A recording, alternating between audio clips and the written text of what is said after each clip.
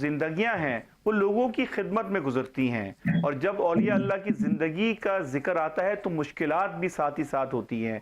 कहा जाता है कि जब ख्वाजा गरीब नवाज रहमतुल्लाह अलैह अजमेर तशरीफ लाए तो यहाँ भी किसी का राज था, किसी ऐसे शख्स की जागीर थी जो कि लोगों को सताया करता था, और फिर ख्वाजा गरीब नवाज रहमतुल्लाह अलैह की बरकत से लोगों को उससे छुटकारा मिला। वो क्या वाकया था, जरा उस पर भी कुछ रोशनी डालें।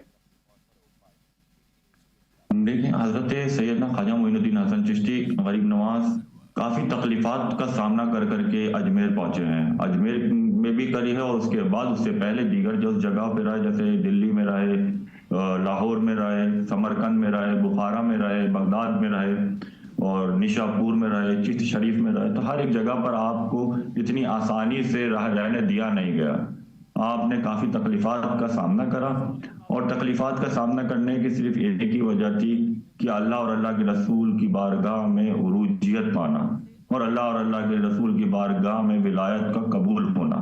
तो आपने जिस तरीके से अजमेर शरीफ आए, अजमेर शरीफ में आने के बाद जो तकलीफातें देखी, वो दौर उस वक्त का था जब यहाँ पर बादशाह पृथ्वीराज चौहान हुकूमत किया करते थे, और अजमेर शरीफ उस वक्त पर हिंदुस्तान यानी इंडिया और हिंद की राजधानी हुआ करता था।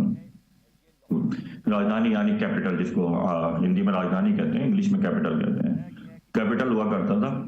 तो यहाँ पर उनका एक दौर था जहां पर हजरत ख्वाजा मोइनुद्दीन हसन चिश्ती सफर इश्क में आए। आपने यहाँ पर आना सागर नाम की एक जगह है, एक लेक है, वहां पर आराम फरमाया। थोड़ा आराम फरमाने के बाद बादशाह के कुछ जो लोग थे उनकी नजर गई, तो उन्होंने आप सरकार गरीब नवाज को तकलीफात दी और आपको वहां से रवाना कर दिया और बोला कि यह हमारे ऊँटों की बैठने की जगह है, लिहाजा आप यहाँ पे नहीं बैठे। आप हजरत ख्वाजा साहब बहुत साबिर और जमाली किस्म के शख्सियत थे। आपने मुस्कुराते हुए फरमाया कि ठीक है भाई, हम यहाँ इस जगह से चले जा रहे हैं, अगर ये जगह आपकी ऊँट की है तो अब से यहाँ पर आपके ऊँट ही बैठेंगे। हजरत ख्वाजा मोइनुद्दीन हसन चिश्ती ये कहकर के वहां से चले गए।